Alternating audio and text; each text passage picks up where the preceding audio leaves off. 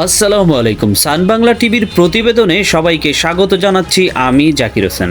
রূপগঞ্জে মাজারে ওরসের নামে অশ্লীলতার প্রতিবাদ করায় গ্রেপ্তার আতঙ্কে এলাকাবাসী, নারীদের বিক্ষোভ। বিস্তারিত দেখুন নারায়ণগঞ্জের রূপগঞ্জ প্রতিনিধি মনির মিয়ার করা প্রতিবেদনে। নারায়ণগঞ্জের রূপগঞ্জে রেজা সরোয়ার নামে এক ব্যক্তির মাজার ঘিরে ওরসের নামে গান বাজনার প্রতিবাদ করায় গ্রেপ্তার আতঙ্কে রয়েছে গ্রামের শতাধিক পুরুষ। এমন হয়রানি থেকে বাঁচতে উপজেলার খাইলসা গ্রামের নারীরা বিক্ষোভ করে নিরাপত্তার দাবি করেছেন। 29 মার্চ শুক্রবার দুপুরে এই কর্মসূচি পালন করেন তারা।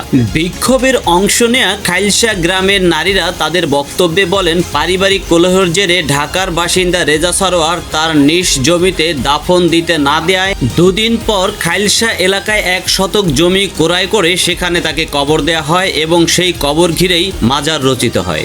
এরপর সে মাজারে প্রতি মাসে উরুসের নামে রাতভর ঢোল তবলা বাজিয়ে গান বাজনা করে। এতে করে গ্রামের সকল বয়সীদের অসুবিধা হচ্ছিল। তাই মৌখিক প্রতিবাদ করেন খাইলসা গ্রামের মুরব্বী আনিসুর রহমান সুনু হাজি সহ জামে মসজিদের মুসল্লিরা। আর এতে করে ক্ষিপ্ত হয়ে রেজা সরোয়ারের স্ত্রী জাহিদা সুলতানা রত্না মিথ্যে অভিযোগে গ্রামের লোকজনের বিরুদ্ধে মামলা দায়ের করেন। পরে আপোষ করার নামে জমি দাবি করেছেন রত্না।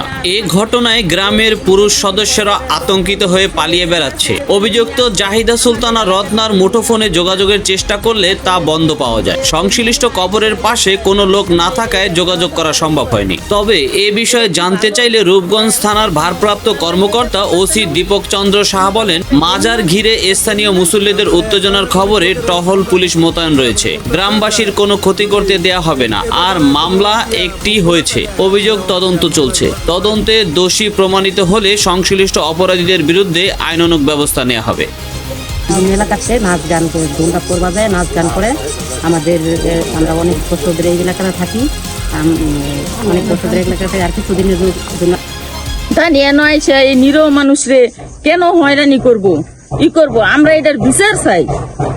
ওনার এন এই মাজার এন চলবে না, কেননা এন আমরা এই যে বাচ্চা টাচ্চা নিয়ে থাকি, এই ইমুনের 2 দিন পরে পরে দল ফল নিয়ে চ্যাংরা ছেলে পেলে নিয়ে আসে।